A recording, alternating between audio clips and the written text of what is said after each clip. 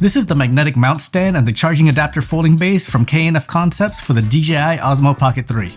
So K&F sent these to me a few weeks ago and they've become some of my favorite accessories for the Pocket 3, but there's just a couple minor flaws that would have made them perfect. Let's take a closer look at both these items. Let's start off with the magnetic mount stand. It's pretty much what it is, a magnetic stand frame that will help you get different shooting perspectives with your Pocket 3. It's meant to stick on metal surfaces with its 6 N52 neodymium magnets. These magnets are super strong. I film myself a lot with the Pocket 3, and when I'm out, I usually have it attached to a tripod stick thing. I don't know what these are called. But one of these so that I can set the Pocket down to film myself. With the magnetic mount, I can use the stick to attach my Pocket 3 to something high to get a higher view or top-down view with it. The magnets are so strong that I don't even need to detach the stick.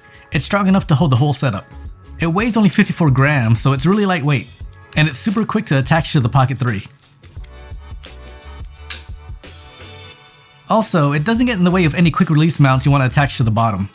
Even though it's meant to hang your Pocket 3 up high, you can use this mount on the tabletop too since it has an adjustable angle design. It has a silicone padding on the base so that it doesn't slide around and keeps the camera securely fixed.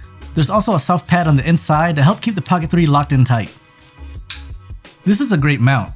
I would keep it on here permanently, but it has a couple of issues. So with this on, you can't store it away in the DJI case. That's okay, right? Because there's a bunch of third-party companies that make inexpensive covers that will work with this mount. But oddly enough, K&F isn't one of them. They created a problem that can only be solved by buying a competitor's case. The one I ended up going with is this one from Amazear. I'm probably saying that wrong.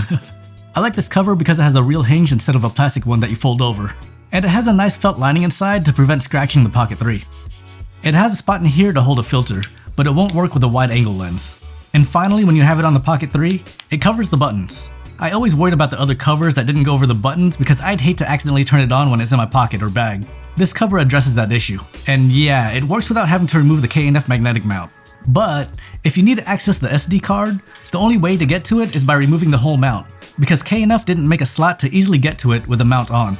Sure, you can pull the files out via USB-C, but I just prefer pulling the footage directly off the card itself. They made a slot on the other side though, so you can still attach a lanyard to it, but not a spot for the SD card.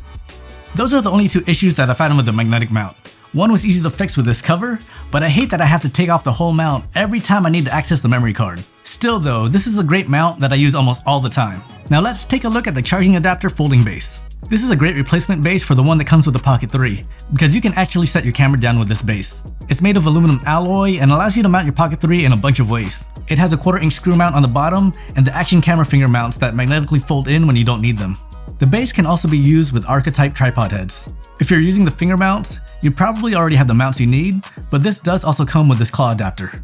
There's still the USB-C port on the back to allow you to charge your Pocket 3 without having to take the base off.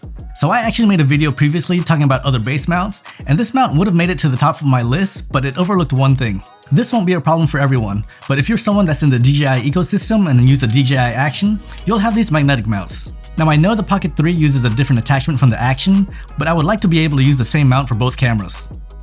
I actually do have a base mount for the Pocket 3 that does that. It's very similar from the one from K&F, but it does one thing that the K&F doesn't do, and that's attached to the DJI mounts.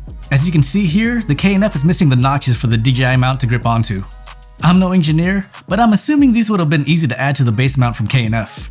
If it could do this, it would have been on the top of my base mount list because it's smaller than the one from Ulanzi. It's actually slightly easier to detach the Pocket 3 from it too, with the bigger buttons here on the side.